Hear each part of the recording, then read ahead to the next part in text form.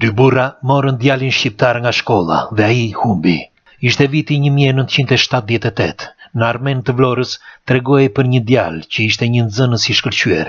Madje thuaj se nuk ekzistonte në të gjithë shkollat 8-vjeçare të gjithë rrethit të Vlorës më i mirë se ai djalë.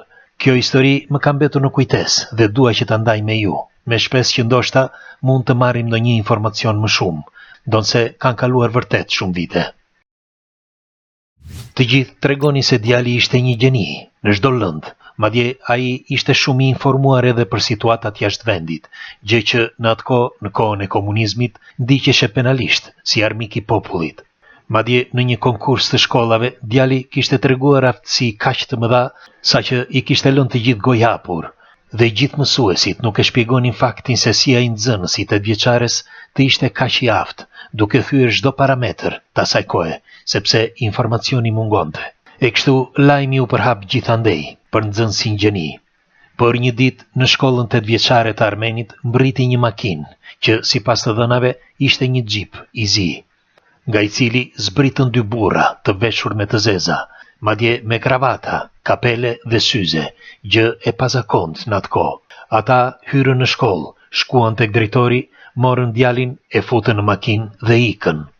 Drejtori tha se ata kishin një urdhër të shkruar dhe që ai nuk mund ta kundërshtonte. Por çudia e kësaj historie është se burrat misterioz nuk e kishin lajmëruar familjen e djalit dhe djali as që nuk i përshëndeti përpara se të ikte. Disa thonë se burrat kishin qenë në shtëpinë e djalit dhe pasi kishin sinjalizuar prindrit e tij, shkuan dhe morën djalin në shkollë. Dhe sipas të dhënave, duke qenë një nxënës i shkëlqyer, ata do ta çonin në Tiranë, sepse e kërkonte partia. Pra këtë u kishin thënë prindërve.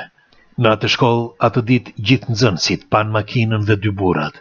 Dhe e vërteta e kësaj historie është se djali nuk u kthye kurrë në shtëpi dhe prindrit nuk e pan më. Kush e mori atë djalë? Ku e quan? Çfarë ndodhi me të? Disa pretendojnë se e futën në spionazh.